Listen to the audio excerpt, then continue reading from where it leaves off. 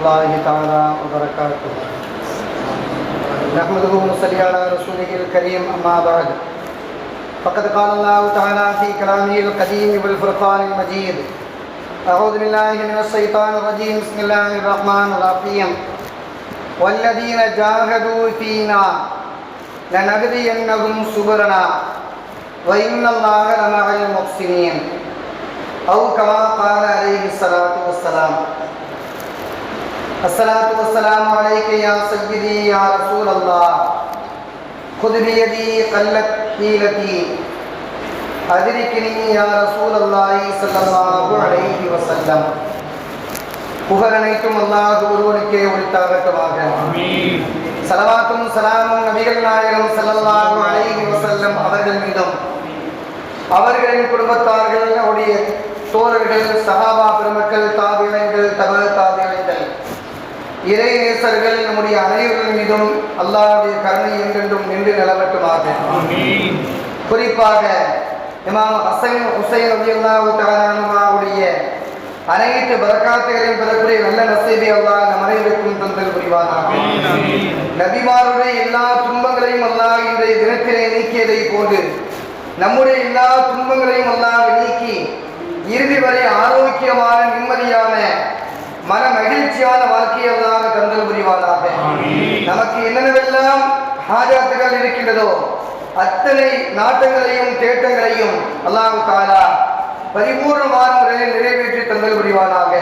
நம்முடைய ஆண் பெண் குமரலுக்கு அல்லாஹ் தஆலா சாலிஹா ஜோடிகளை அந்த சோதாக்களுடைய பொருட்டால் அல்லாஹ் தஆலா அமைத்து திருமணத்தை சிறப்பாக நடைபெறுவதற்கு அல்லாஹ் கிருபை செய்வாராக.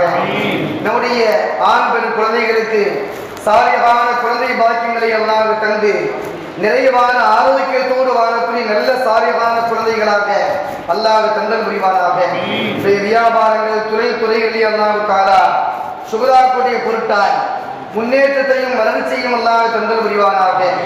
சுகதாக்குடைய பொருட்டால் நமக்கு இருக்கக்கூடிய எதிரிகளை விட்டு அல்லாஹ் நம்மை பாதுகாத்து நிம்மதியோடு இறுதி வரை வாழக்கூடிய தௌபீக்கை அல்லாஹ் தருவானாக. இன்னும் என்னவெல்லாம் நாட்டு தேட்டங்களில் மனதை நினைத்திருக்கின்றோமோ அந்த எல்லா நாட்டு தேட்டங்களையும் அல்லாஹ் தஆலா அந்த சுகதாக்களுடைய பொருட்டால் பரிபூர்ணமான முறையில் அல்லாஹ் தஆலா நிறைவேற்றி தந்தல் புரிவானாக. இம்மையிலையும் மறுமையிலையும் அல்லாஹ்வுடைய முழுமையான கருணையை பெற்றவர்களாக, ரஹமத்தை பெற்றவர்களாக அல்லாஹ் நம்மையும் நம்முடைய சந்ததிகளையும் அல்லாஹ் வாழச் செய்வானாக. எண்ணிருக்கவர்களே, இன்றைய தினம் என்பது ஆஷூராவினுடைய குணத்திலே அமர்ந்திருக்கின்றோம். ஒவ்வொரு ஆண்டும் ஆஷூரா வரும், ஆனால் அதற்கு ஜும்மாவுக்கு முன்பாக வரும் அல்லது பின்பாக வரும். இந்த ஆண்டு ஜும்மாவுடைய தினத்திலே அமைந்திருக்கக்கூடிய மிகப்பெரிய பாக்கியத்தை பெற்றிருக்கின்றோம். எனவே அல்லாஹ் தஆலா இந்த தினத்தை அநீதிக்கு எதிரான ஒன்றாக அல்லாஹ் தஆலா ஆக்கி வைத்திருக்கின்றான். இன்றைய தினம் என்பது அநியாயம் எங்கே நடந்தாலும் சரி, தன்னந்தனியாக நபராக இருந்தால் அவரும் தட்டி கேட்பதற்கு தகுதியை பெற்றிருக்கின்றார். யார் அப்படிப்பட்ட அநியாயத்திற்கு எதிரான முறையிலே குரல் கொடுக்கின்றார்களோ அந்த மனிதர்கள் மிகப்பெரிய ஜிஹாத் செய்தவர்கள் என்பதை பெருமானார் ஸல்லல்லாஹு அலைஹி வஸல்லம் இப்படி சொல்வார்கள்: அல் கலிமத்து ஹக்கின் இந்த சுல்தானின் ஜாயிரின். ஒரு மனிதர் ஒரு அநியாயக்கார அரசனிடத்திலே துணிச்சலோடு தைரியமாக தன்னந்தனியாக எதிர்த்து ஒரு வார்த்தையை தைரியமாக சொன்னால் அந்த மனிதர் மிகப்பெரிய தியாகி என்பதை பெருமானார் ஸல்லல்லாஹு அலைஹி வஸல்லம் சொல்லி தந்த செய்திகளை பார்க்கின்றோம். எண்ணிருக்கவர்களே, வரலாற்றிலே பல நினைவுகள், பல வரலாறுகளை சொல்லித் தருகின்றார்கள். அதிலே குறிப்பாக சொல்ல வேண்டுமானால் அன்னை பாத்திமா ரலியல்லாஹு தஆலா அன்ஹா அவர்கள் பெருமானார் ஸல்லல்லாஹு அலைஹி அவர்களோடு சேர்ந்து மக்கமா நகரிலே பள்ளிவாசலிலே அமர்ந்திருக்கின்றார்கள். அப்படி அமர்ந்த அந்த நேரத்திலே அபூஜஹல் பெருமானார் ஸல்லல்லாஹு அலைஹி பெரிய கருப்பன் என்று பெயர் பெற்ற அந்த அயோக்கியன் பெருமானார் ஸல்லல்லாஹு அலைஹி கடுமையான முறையிலே திட்டுகின்றான். அவன் திட்டக்கூடிய வார்த்தையை பொறுக்க முடியாத அன்னை பாத்திமா ரலியல்லாஹு தஆலா அன்ஹா அவர்கள் சிறு பிராயத்தை சார்ந்தவர்கள். கிட்டத்தட்ட ஒரு 5 அல்லது 6 வயதை சார்ந்த பாத்திமா ரலியல்லாஹு தஆலா அன்ஹா அவர்கள் தன்னுடைய தந்தை, தன்னுடைய நபி இருவர் தலைவரை கட்டிக் கொண்டிருக்கும் போது எப்படி பொறுத்து பார்க்கின்றார்கள். அந்த பச்சை குழந்தைகளுக்கு அதையும் தாங்காத வண்ணமாக கோபம் மிஞ்சுகின்றது. நேரடியாக செல்லுகின்றார்கள். அபூஜகளிடத்திலே செல்லுகின்றார்கள். அபூஜகள் எப்படி திட்டினானோ அதே விதத்திலேயே அவனை திட்டுகின்றார்கள். அவனை திட்டும் நேரத்திலே அவன் ஆக்ரோஷப்படுகின்றான், வேகப்படுகின்றான். ஒரு பச்சிளம் குழந்தை மிகப்பெரிய குடும்பத்திற்கு பெரிய மனிதராக இருக்கக்கூடிய நம்மை திட்டிவிட்டதே என்பதாக ஆவேசப்படுகின்றான். ஆவேசப்பட்ட அபூஜகில் உடனடியாக எழுந்து வருகின்றான். அன்னை ஃபாத்திமா ரலியல்லாஹு தஆலாவுடைய கன்னத்திலே ஓங்கி அறைந்து விடுகின்றான். அறைந்த அறை என்பது அவன் முரடன், அந்த முரட்டு கை என்பது பச்சிளம் குழந்தையுடைய அந்த மென்மையான சொர்க்கத்திற்கு தலைவியாகிய அன்னை ஃபாத்திமா ரலியல்லாஹு தஆலாவுடைய கன்னத்திலே பட்டு அச்சு பதிர்ந்து விடுகின்றது. அன்னை ஃபாத்திமா ரலியல்லாஹு தஆலா அவர்கள் அந்த வேதனை பொறுக்க முடியாமல் அழுகின்றார்கள். சிறு குழந்தைதானே, அழுத வண்ணமாக பெருமானார் ஸல்லல்லாஹு அலைஹி வஸல்லம் சமூகத்திற்கு வருகின்றார்கள். நபிகள் நாயகம் ஸல்லல்லாஹு அலைஹி வஸல்லம் தொழுது கொண்டிருக்கின்றார்கள். யா ரசூலல்லாஹ், உங்களை திட்டினார் என்பதற்காக வேண்டி பெரிய வார்த்தையை சொல்கின்றார்கள். பெரிய தாதா நம்மை என்னை அடித்து விடுகின்றார்கள். அவரை நான் திட்டினேன், உங்களை திட்டியதற்காக நான் திட்டினேன், திட்டியதற்காக என்னை அறைந்து விட்டார், என்னுடைய கன்னத்திலே கை பதிந்து விட்டது, வலியாக இருக்கின்றது என்பதாக சொல்லும் நேரத்திலே நபிகள் நாயகம் ஸல்லல்லாஹு அலைஹி அவர்கள் அந்த இடத்திலே கூட ஒரு படிப்பினையை தருகின்றார்கள். சிறு குழந்தைகள் பாதிக்கப்பட்டு விட்டால் அந்த நேரத்திலே நாம் செல்லக்கூடாது, அவர்களை நாம் ஊக்குவிக்க வேண்டும், அவர்களை பக்குவப்படுத்த வேண்டும் என்பதையும் பெருமானார் ஸல்லல்லாஹு அலைஹி அவர்கள் இந்த வரலாற்றின் மூலமாக சொல்லித் தருகின்றார்கள். ஃபாத்திமாவே, நேரடியாக செல், உடைய சிறிய தாதா அபூ சுஃபியான் இருக்கின்றார், அவரை சென்று சந்தித்து விட்டு வா, அவரிடத்திலே செய்தியை சொல்லி என்பதாக பெருமானார் ஸல்லல்லாஹு அலைஹி அவர்கள் அனுப்பி வைக்கின்றார்கள். அன்னை ஃபாத்திமா ரலியல்லாஹு தஆலா அன்ஹா அவர்கள் நேரடியாக அபூ சுஃபியான் அவர்களை சந்திக்கின்றார்கள். பெருமானார் ஸல்லல்லாஹு அலைஹி உடைய சிறிய தகப்பனார் பல போர்க்களங்களிலே பெருமானார் ஸல்லல்லாஹு அலைஹி எதிராக நின்றவர், பல உடன்படிக்கை சமயத்திலே எதிராக நின்றவர், இஸ்லாத்தை தருவாத நிலை. அந்த நேரத்திலே அபூ சுஃபியான் அவர்களை சந்திப்பதற்காக அன்னை ஃபாத்திமா ரலியல்லாஹு தஆலா அவர்கள் அதே அழுது கொண்டு அதே கன்னத்திலே கை வைத்தவர்களாக சென்று கொள்கின்றார்கள். சென்று சொல்லுகின்றார்கள், என்னுடைய சிறிய தாதா அவர்களே, என்னை பெரிய தாதா அழித்து விட்டார், என்னை கன்னத்திலே அறைந்து விட்டார், வலி பொறுக்க முடியவில்லை, என்னுடைய தந்தையார் உங்களிடத்திலே சொல்ல சொன்னார்கள் என்பதாக சொல்லும் சமயத்திலே நபிகள் நாயகம் ஸல்லல்லாஹு அலைஹி சிறிய தந்தையாகிய அபூ சுஃபியான் அவர்கள் ஃபாத்திமா ரலியல்லாஹு தஆலா அவர்களை கையிலே பிடித்தவர்களாக அபூஜகளிடத்திலே செல்கின்றார்கள். அபூஜகளை பார்த்து கேட்கின்றார்கள், நீ எல்லாம் பெரிய மனிதரா, ஒரு சிறிய குழந்தையை அடிப்பதற்கு உனக்கு எவ்வாறு துணிச்சல் வந்தது, உனக்கு தைரியம் இருந்தால் அந்த முகம்மதோடு ஓத வேண்டியதானே என்பதாக அபூ சுஃபியான் கேட்கின்றார். அபூஜகள் அப்படியே ஒன்றும் பதில் சொல்ல முடியாமல் திணறிக் கொண்டிருக்கின்றார். நாம் அடித்தது பச்சிளம் குழந்தையை என்பதை தெரிந்து ஒன்றும் பேச முடியாமல் அவர் அப்படியே பதறி அமைதியாக அமர்ந்திருக்கின்றார். இந்த நேரத்திலே அபூ சுஃபியான் அவர்கள் அந்த சிறிய குழந்தையை பார்த்து சொல்கின்றார்கள், ஃபாத்திமா, அபூஜஹல் உன்னை எப்படி அறைந்தாரோ அதே விதத்திலே அவரையும் கன்னத்திலே அடி என்பதாக சொல்லுகின்றார்கள். வீட்டிலே சிறிய குழந்தைகளை நாம் அடித்து விட்டால் என்னை அடி என்பதாக சொல்லுவோம் அல்லவா, இதே போன்று அபூ சுஃபியான் அந்த குழந்தையை பார்த்து சொல்கின்றார்கள். அன்னை ஃபாத்திமா ரலியல்லாஹு தஆலா அவர்கள் பெண் குழந்தைதானே, சற்று தயங்குகின்றார்கள். ஆனால் அபூ சுஃபியான் அவர்கள் அருகாமையிலே நின்று கொண்டு சொல்கின்றார்கள், நான் இருக்கின்றேன், தைரியமாக அடி, உன்னை அடித்ததை போன்று அவருடைய கன்னத்திலே அடி என்பதாக சொல்லுகின்றார்கள். அன்னை ஃபாத்திமா ரலியல்லாஹு தஆலா அவர்கள் அந்த பச்சிளம் கையினால் அபூஜகளை ஓங்கி அடிக்கின்றார்கள்.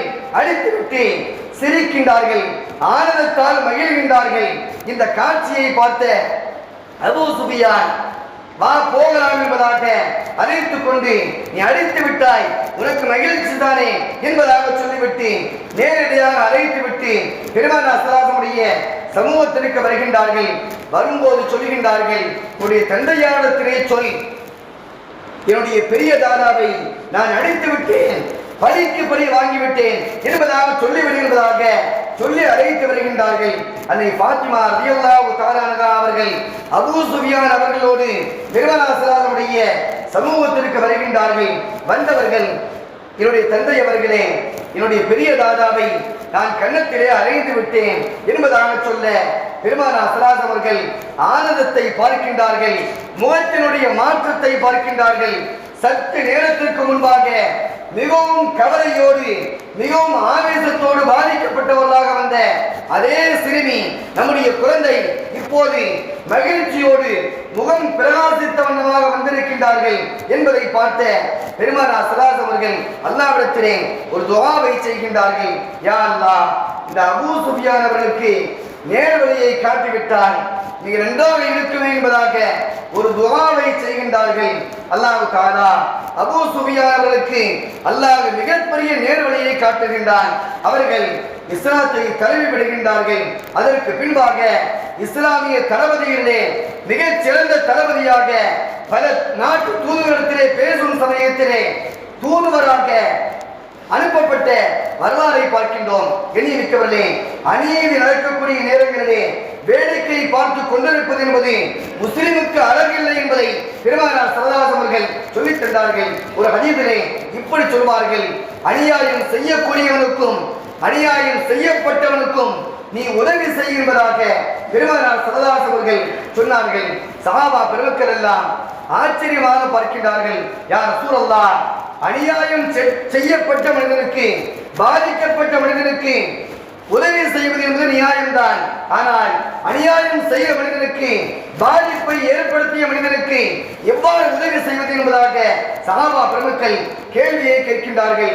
நபிகள் நாயகம் ஸல்லல்லாஹு அலைஹி அவர்கள் உடனடியாக சொல்கின்றார்கள், யார் பாதிக்கப்பட்டானோ அவனுக்கு ஆறுதலை சொல்வது, அவன் பாதிக்கப்பட்ட அளவுக்குள்ள அவனுடைய தேவைகளை நிறைவேற்றுவது, அவனுக்கு தேவையான உதவிகளை செய்து அவரை சந்தோஷப்படுத்துவது, இது பாதிக்கப்பட்டவனுக்கு உதவி செய்வது. ஆனால் யார் பாதிப்பை ஏற்படுத்துகின்றானோ, யார் அநியாயம் செய்கின்றானோ அவனுக்கு உதவி செய்வது என்பது அவனை திருத்துவது, அவனை நல்ல வழிக்கு கொண்டு வருவது, அவனோடு நீ செய்தது தவறு என்பதாக சுட்டி காட்டுவது என்பதாக பெருமானார் ஸல்லல்லாஹு அலைஹி அவர்கள் அமைதியான முறையிலே நல்ல முறையை சொன்ன அந்த ஹதீஸை பார்க்கின்றோம். எண்ணிமிக்கவர்களே, யஸீத் இப்னு முஆவியா அவர்களுடைய ஆட்சி வருகின்றது. ஆட்சி வரக்கூடிய நேரத்தில் தான் மக்களுக்கு மத்தியிலே மிகப்பெரிய ஊழல் மலிந்திருக்கின்றது. அவருடைய ஆட்சி காலத்திலே மிகப்பெரிய சீர்கேடு இருக்கின்றது. மக்களுக்கு மத்தியிலே பஞ்சம் விரித்தாடுகின்றது. மக்களுக்கு மத்தியிலே ஒழுக்கமில்லாத வாழ்க்கை இருக்கிறது. சீரேடுகள் பெருகி வருகின்றது. மக்களுக்கு மத்தியிலே ஒழுக்கமில்லை. ஆனால் இஸ்லாமிய மக்கள் என்பதாக பெயரெடுத்திருக்கின்றார்கள். எல்லா தவறுகளையும் செய்கின்றார்கள் என்ற சூழ்நிலை வரக்கூடிய அந்த நேரத்தில் தான் பெருமானார் ஸல்லல்லாஹு அலைஹி பேர குழந்தையாகிய உஸைன் ரலியல்லாஹு தஆலா அன்ஹு யாரையும் அழைக்கவில்லை, தன்னுடைய குடும்பத்தை சார்ந்த நபர்களை மட்டும் அழைக்கின்றார்கள். அழைத்து கர்பலா என்று சொல்லக்கூடிய மைதானத்திற்கு செல்லுகின்றார்கள். செல்லும் நேரத்திலே மிகப்பெரிய சஹாபா பெருமக்கள் எல்லாம் தடுக்கின்றார்கள்.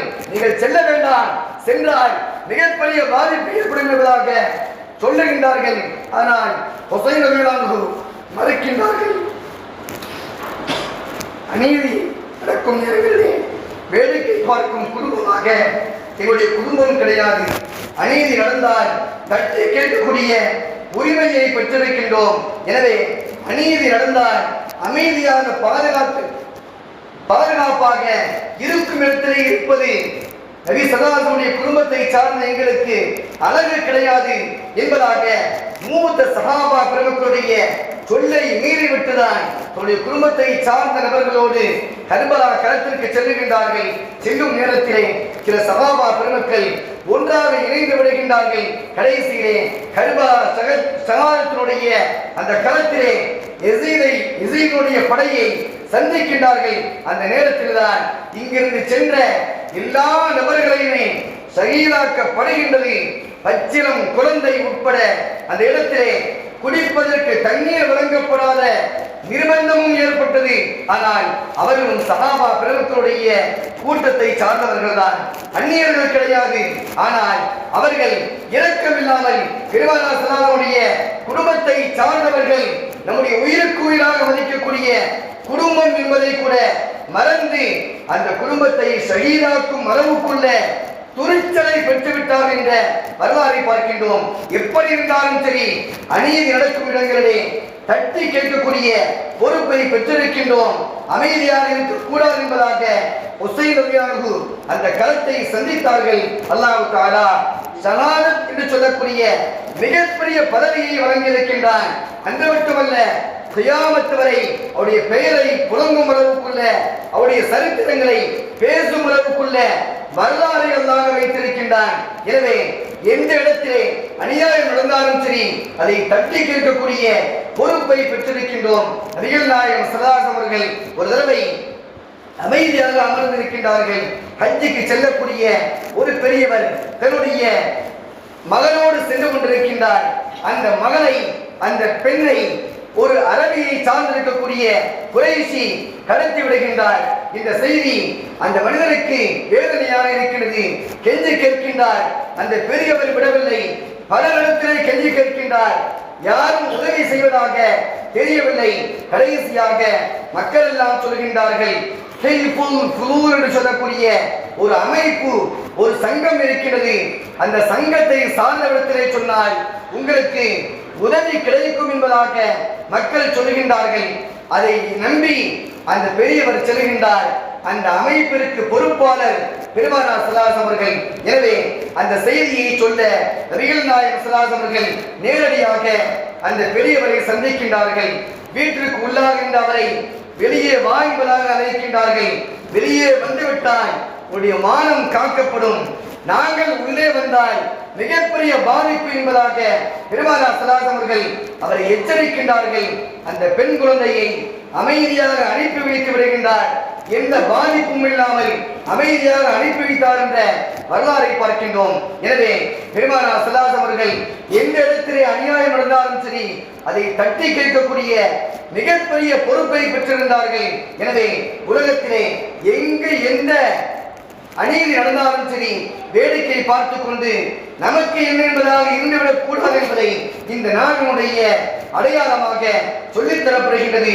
ஷஹாதத்தினுடைய வரலாறும் அதுதான், கர்பலா களத்தினுடைய வரலாறும் அதை நாம் சுட்டி காண்பிக்கின்றது. எனவே அநியாயத்தை தட்டி கேட்டு நியாயத்திற்காக முழுமையாக போராடி இறுதி வரை அல்லாஹ்வினுடைய ரஹ்மத்தையும் பெருமானார் ஸல்லல்லாஹு அலைஹி ஷஃபாஅத்தையும் அவருடைய குடும்பத்தினுடைய முழுமையான துஆவையும் பெற்றுக்கொள்ளக்கூடிய நன்மக்களாக அல்லாஹ் நம்மையும் நம்முடைய சந்ததிகளையும் அல்லாஹ் வாழ வைப்பானாக.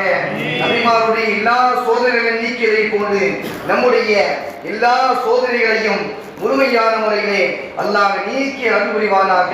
நபிமார்களுக்கு வழங்கப்பட்ட அருள் வரங்களை போன்று நமக்கும் அல்லாஹ் தஆலா அருள் வரங்களை தந்து இறுதி வரை ஆரோக்கியமாக மன நிம்மதியோடு அமைதியோடு வாழக்கூடிய நல்ல தௌஃபீகை பெற்றவர்களாக அல்லாஹ் வாழச் செய்வானாக.